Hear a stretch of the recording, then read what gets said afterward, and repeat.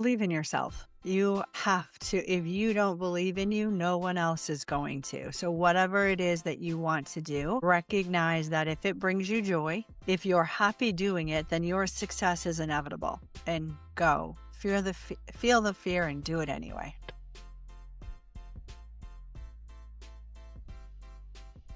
All right. Welcome back, everyone, to the Coachful Coaching Leadership Podcast. Today, we are joined by Brooke Dukes. Brooke is the founder and CEO of BMD. Brooke has more than 2 decades of experience in executive leadership, sales, consulting, including with Fortune 500 strategy roles. She helps founders and CEOs remove themselves as the bottleneck through clear decision rules and ownership. And she also hosts a podcast called Burn On, Not Out. Brooke, welcome to the podcast. Thank you for having me, David.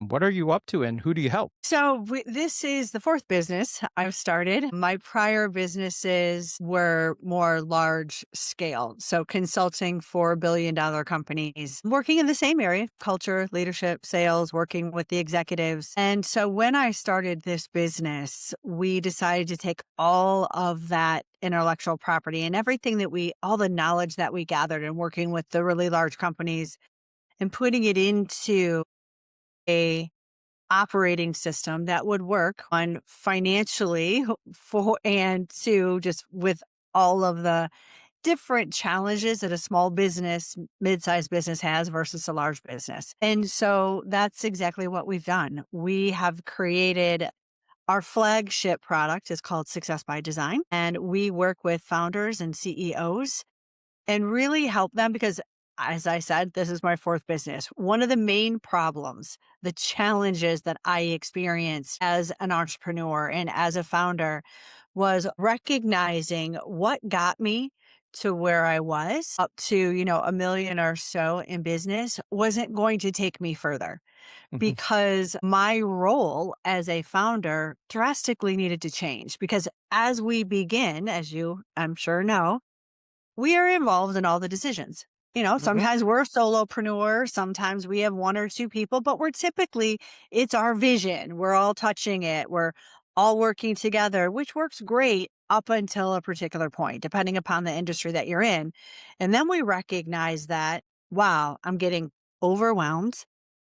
I'm close to burnout. I'm working too many hours because I am involved in every single decision. Everything escalates back to me. And then sometimes founder's trap, it clicks, wow, the growth of our company has stalled because my bandwidth is our ceiling for the company's growth. And I'm unconsciously sabotaging that growth because I know I can't possibly do anymore.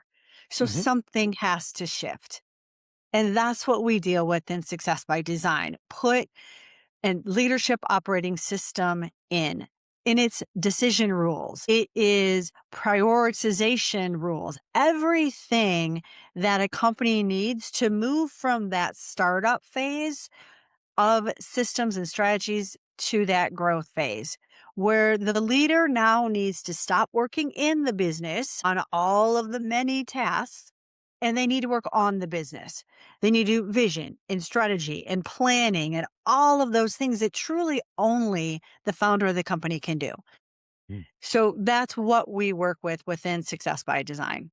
Okay. So success by design, one of the things that you're saying is that, and what I'm hearing is that, like, especially with growing companies, they fail not necessarily only because of like bad strategy or bad tactics, but because a lot of decisions are being bottlenecked Right.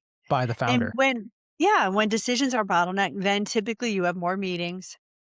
You normally don't have structure for the meetings. It's a brainstorm no, there has to be an owner for Mm. everything. Not one, not two, but one owner. Mhm. And the founder really needs to look at what is it that only I can do? Yeah. They should be doing that 80% of the time. Yeah. Yeah. You know what? I'm a recovering Fortune 500 employee. So, Yes. Same. and I can tell you, this is the exact same problem that happens in large enterprises as well. Right. I mean, you worked at big companies as well, and it's the same problem. right? Yep. Um, Yep. there are individuals who, grew up in the company and they did a lot of stuff, got a lot done. Their business probably did very well, but Yeah. then eventually, whether they get promoted or the company grows extensively, they just have no time to do stuff like to actually work on the business, right? Yep. Because everything I've seen it, Yeah. all these major decisions are going to them. And the question is why? Why? So question to you is that for people listening out there right now, founders as well as people working in the corporate world, what are some early signs that you're about to get into this bottleneck trap, that you are going to become the rate determining step for the growth of this business?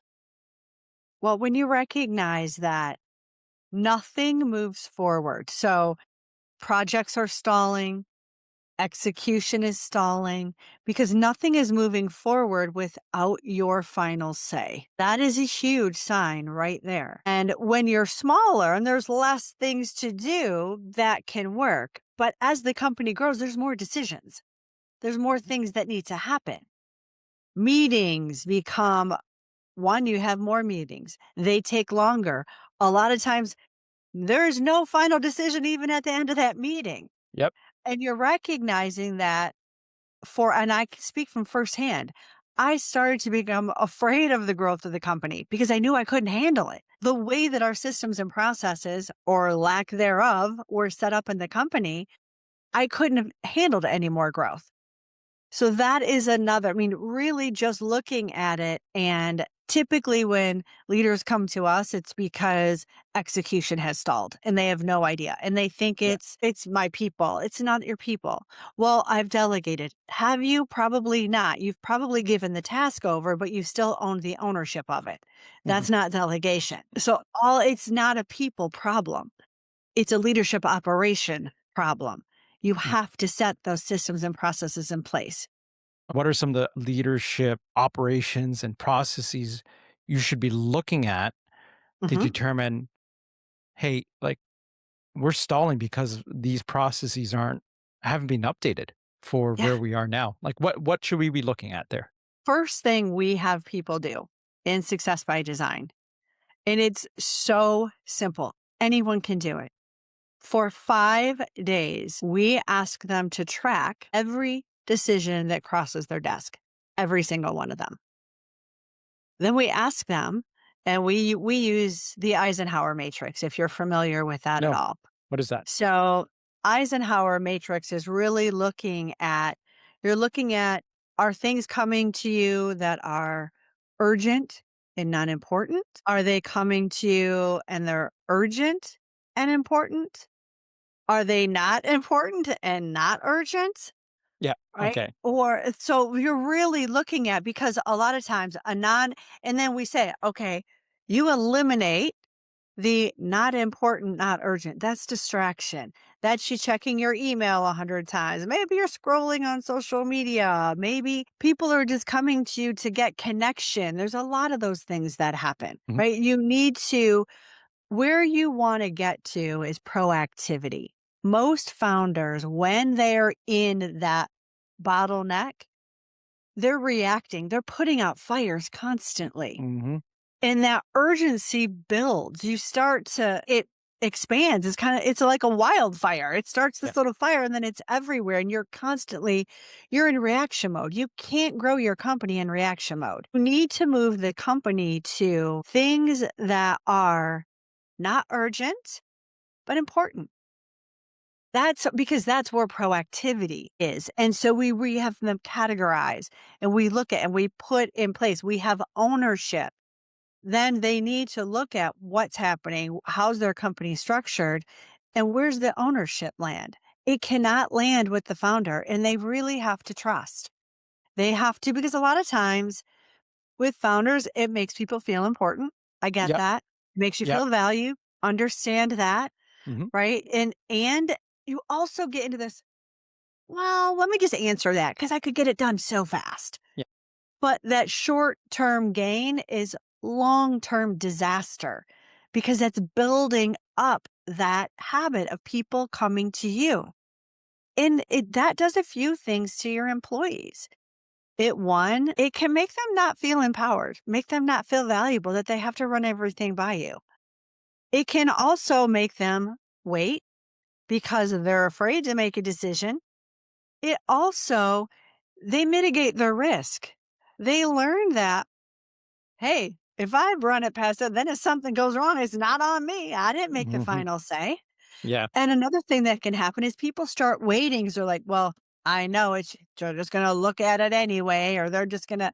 So it creates this culture that it's not one that you want. It's Yeah. not one that is a thriving, sustainable growth culture. You know what makes me curious there is that what is the common pushback you hear from founders and leaders that you work with? Look, I'm sure a lot of them recognize the symptoms, right? But the Yeah. problem is probably very likely it is them who are is the Yes. problem. But Yeah. I'm curious about the pushback that you get from Yeah. them about doing any of Well, this. we'll hear, it's my people. Is it? Like, really and once you do that exercise, you recognize, well, it's not my people. Well, how do they know? You I guess, also have yeah. to, well, because you're looking at what things are crossing the desk, and you've recognized Mm, you've created this habit. It lies with you. And also, especially with a small business, the founders involved in all hiring typically. They are typically the final say on hires. So are you saying that you're just not a good judge of people? That maybe you don't understand what a good employee is? Well, no, they're not saying that. Right? Are you saying that your people aren't working? Well, no, they are. Are they not competent? Well, they are. So you have all of that. We'll also get that, I don't, maybe I think I need to be there because what if something goes wrong? Okay. What if something goes wrong? And what you realize is how much does that mistake typically cost you? A lot of times it's very minuscule, maybe some time, but when you put that 80-20 rule and you take the founder out, it's really about explaining to them, you are the lifeblood of this company. You need to be working on the company. When you're in the minutia, working on things that you have hired someone else to do, you can't grow this company. So it's mhm. really just showing them at a lot of times where I think we can fix this on our own. Okay, if you think you could fix it on your own, you already would have. Yeah. You Yeah. obviously can't.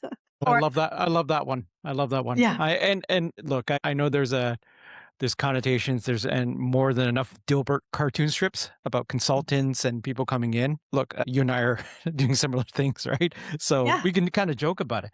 But it's so true is that number one is that if it was so easy to solve, you would have solved it, right? And number two is that is this truly something that is your core competency? Or is this something where you should actually get outside help to fix it fast?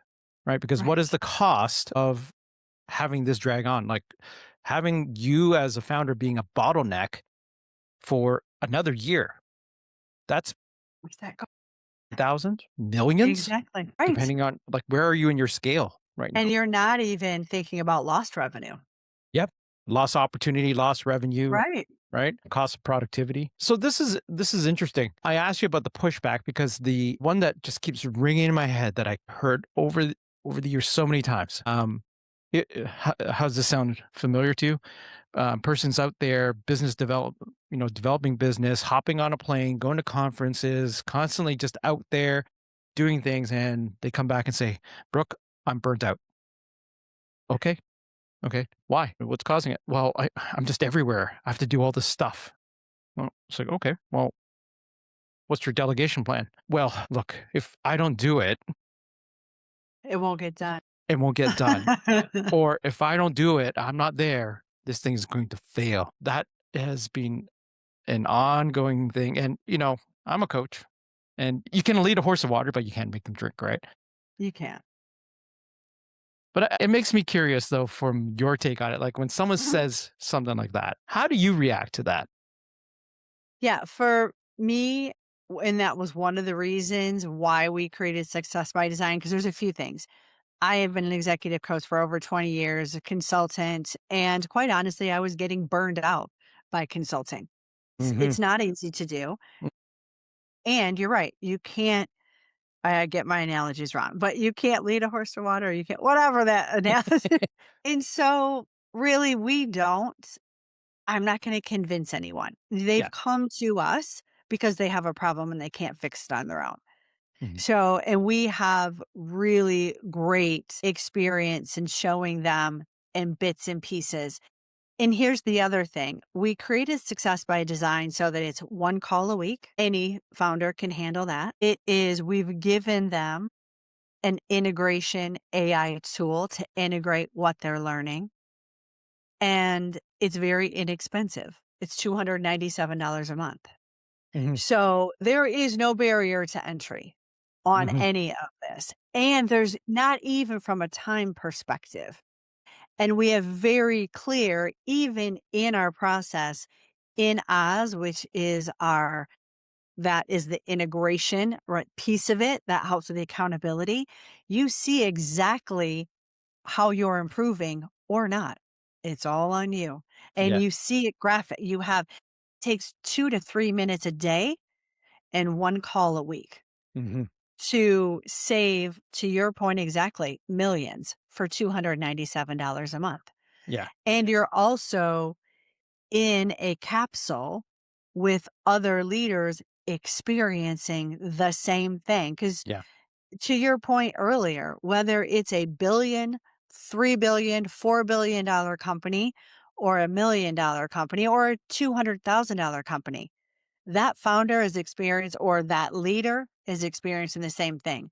It's a control issue that is Mhm. costing you millions of dollars. Yeah. Yep. And You we see have the impact. to Yeah. yeah, and here's the other thing, what we find also, it's just not an issue in their business. It's an issue in their home so many times. Oh, yeah. Like, it impacts everything, and Yeah. so it helps you personally and professionally. Yeah. Yeah. Well, you you're not suddenly a different person going to work, No. and you're not suddenly a different person coming home. That what we see at work is, there's some echoes of who you are at home, and vice versa. So on that note, your podcast, Burn On, Yes. Not Out. What's in your mind the difference between some healthy intensity and the kind of hustle that slowly just gnaws at you as a founder, as a team leader, just eventually just grinds you into the ground and until you hit this burnout? What's the difference there in your mind? Well, it's funny because I wrote a whole book called Burn On, Not Out on Yeah. exactly that. Um, Right above I your shoulder 30 there. yeah, yes. Um, 33 years old, I found myself on a corporate jet on the way home from Nova Scotia in preterm labor with my second child. My daughter's fine. Mhm. They were able to stop the labor, but that was my last stint with a Fortune 100 Yeah. corporation. I was when I was 8 months pregnant, we had been working on a deal with United Airlines. I was in IT outsourcing, Mhm. and we worked on it for a year and a half.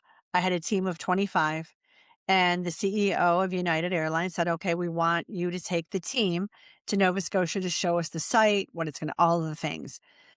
Well, I was not the IT lead. I was the lead of the whole I was the sales lead, I was the project man I was like the quarterback of all of it, and Mhm. everything rolled up to me, but I was not the best person to go because I wasn't IT.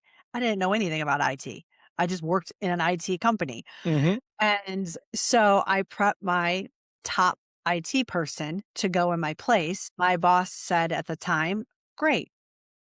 She can go and she can also get your bonus," which Mhm. was a six-figure bonus. Okay. So I went and so to answer your question, right there, I knew. When you recognize that, when I looked at myself and I said, if anyone looking at me from the outside would think the only thing that I value is money and success and climbing the corporate ladder. And that could not have been further from the truth. I had an Mm. amazing husband, a wonderful son, a daughter on the way, so many other things. But what I recognized was that success meant safety to me because I Mhm. grew up as an abused child with a mother who stayed in a marriage 10 years longer than she should have because she couldn't financially support us. So when you really look at when you find yourself not listening to your body, here's a great thing. When you stop working for me, you're like, wow, I've had to use the restroom for about 3 hours now. Oh my gosh. We've all, like, when you find yourself, you're gaining weight, you're getting sick, you stopped your yoga practice, you are heading towards burnout. Mhm. Because, in my opinion, our number one success strategy is us. It is us being healthy and top performing and in that ultimate performance state. That is how we want to show up every day. Harvard's done studies on it. Happy, healthy employees are more productive. Yep. They get more done in less time. Yeah. So you really have to look at how are you living your life that shows what you value? Are you enjoying your life? So many leaders over the years have come to me and they are burned out. They're overwhelmed. And when I ask them, what do you enjoy doing? They don't even know anymore Yeah. Yeah. because they spend so many hours working. It's interesting because I've had many a discussion in the past year or so. When I decided to leave corporate, about 6 months ago, fortunate thing. Congratulations. Yeah. By the way, my terms, my choice, Love not it. because I was burnt out. It was a very decisive, well thought out, calculated choice. Now, it just so happens when I tendered my resignation, it was on the same day that 1,000 people got laid off. So people thought I was related to that. I'm like, hell no. It was, Yeah, you just it's, saw where it was going. yeah, Why? yeah. So I wasn't part of that layoff, but it was interesting that, the day I said, hey, I'm resigning, it was just like, oh, are you part of the layoff? I'm like, no, actually, I have nothing to do with that. I was planning to do this anyways.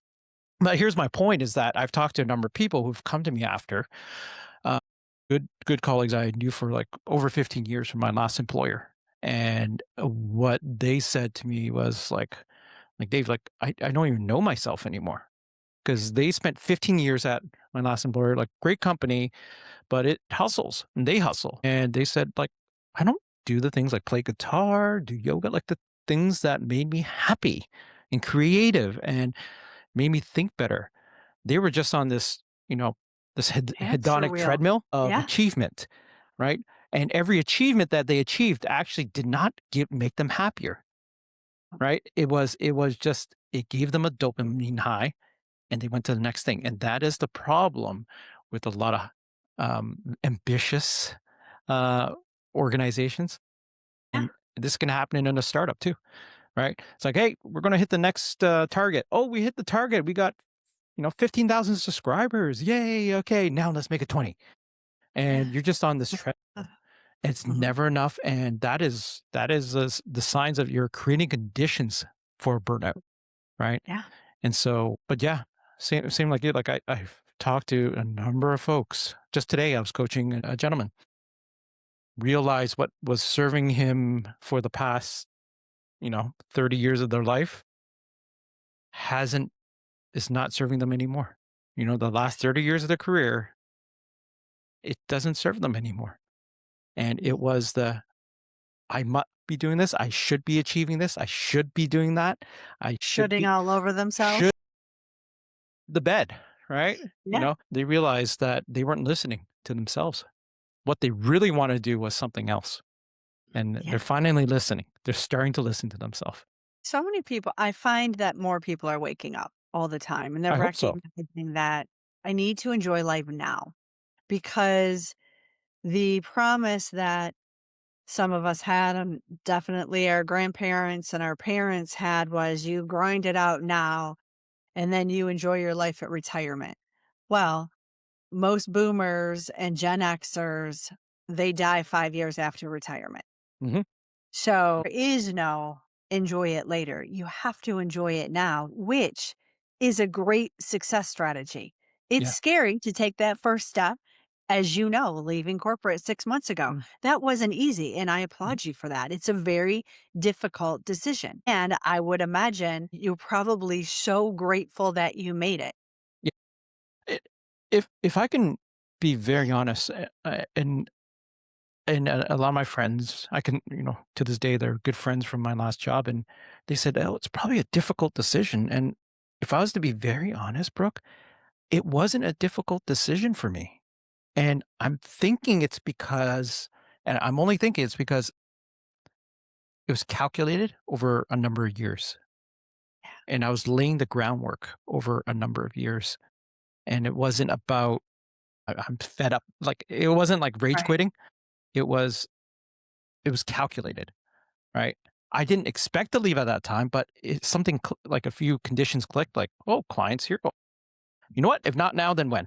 And, Right. once I make a decision, Brooke, we're done. And like, oh, will you come back? I'm like, no, I burn the boats. Like, Yeah. done is done. You have, and that is such a great, I'm so glad you brought that up. That is such a great point for any entrepreneur.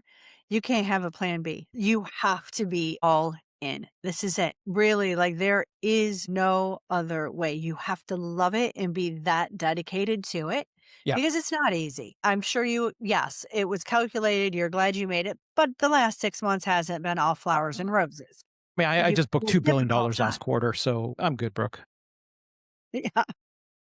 To those who are not on video, I rolled my eyes. I'm being sarcastic. It does not have $2 billion in revenue. Okay, just to be clear. No, of course. Like, look, this is the other thing I think has helped as well. Like when you're making transitions, is it at least in my mind, I never thought of this move. Like this could be even a move to a new company or such, but moving into entrepreneurship, especially, don't think about in a year I will do X. That's a thing. That's a dangerous thing. Like in a Yes. year, you're going to book what? How much you think you're going to book in a year? I, you know what? I just started doing my taxes. Right? You know what my net is for this first year? Yeah. It's under zero because first year Right. is expensive. Yeah, Right? that Expenses is are going to heavy. happen. Yeah. Right. That is, I would imagine 90% of entrepreneurs, unless you've already have financial backing, a lot that is just what happens. Yeah. Yeah, and that's the thing that people don't discuss around entrepreneurship is that you got to be in it for the long haul, like your Yeah, mindset. I, I'm thinking 20 years. I know it sounds crazy. But that my mindset is I'm building my life for the next 20 years. But exactly. because of that, I've taken the pressure off myself to perform right away. Shit's happening. Right. It's just like because I'm not scared. I'm coming off as, yeah, you seem like you're not worried. I'm like, why? I made this choice. I'm building for the Your next 20 years. success is inevitable, Yeah. and that's what you have to think. Yeah. And that doesn't mean there's no doubts on a day to day, like on some days. Some days I'm like, You're human. bro, I don't know if do you still feel that? Like, what the hell Course. why did I even choose this path? Like, Yeah, is this gonna work? Am I gonna are we yeah, all everyone feels it. The difference is how long do you hold that thought? You not, probably don't hold it for long. And that's the difference. yeah. Yeah. That's It's the difference. fleeting. Yeah. Exactly. It's very fleeting, but then it's like, no, I'm doing the right things. I'll write something. I'm like, no, I'm doing all the right things. You know, I'm Because 'Cause we're good. not our emotions. That's the big thing too. I Yeah. think especially for an entrepreneur, you're gonna have doubts. If you identify with it, if you worry about having the doubt, if you hold on to that emotion, that's when all the worry, that's when the cry because any emotion, doubt, happy, sad, it dissipates in 90 seconds. Even the most traumatic grief emotion will be gone in 90 seconds if you Mhm. don't identify with it, if you don't judge yourself with it, it's gone. Yeah. And that's the difference. And entrepreneurs have to worrying is one of the most damaging things you can do to yourself. Yeah. The wallowing. You ever? Oh, I read it was a study about a study, but it was essentially like there's been a shift of more self awareness in a lot of individuals nowadays. Um, but because of that, there's always people who take it to the extreme. There's people who are constantly thinking, "Oh, is there something wrong with me? Oh, why am I thinking this? Oh." I saw social media. Maybe I'm this, maybe I have ADD, maybe I have ADHD, maybe I have, and people start self-diagnosing, saying, oh, I think I have ADHD.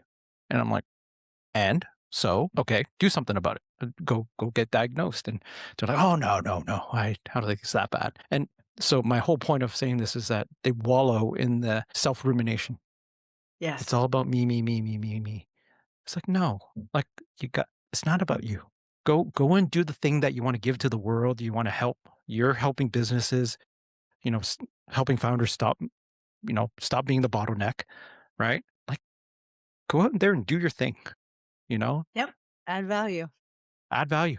And Yep. anyways, I've oversimplified a lot of people's problems, but simple is better, honestly. So Simple's better. And yeah, you can't identify with any of that. I have a friend that struggled with depression for many yeah, years. yeah, And she will say, when I went through depression, she never once said, I am depressed because I mhm, am is an identity statement. Depression is not who you are. It mhm, may be what you're experiencing, yeah. but it's not who you are. And that's big.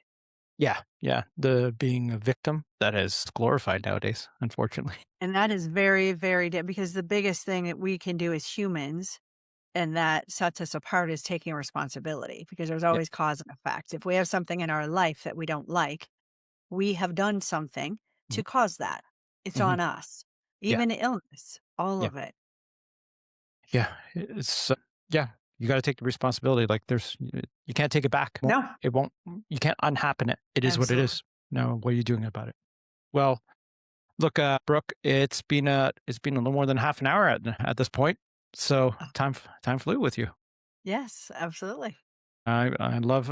I could talk another hour with you, but I think we should probably call it a day at this point. Well, thank you, David. I enjoyed it.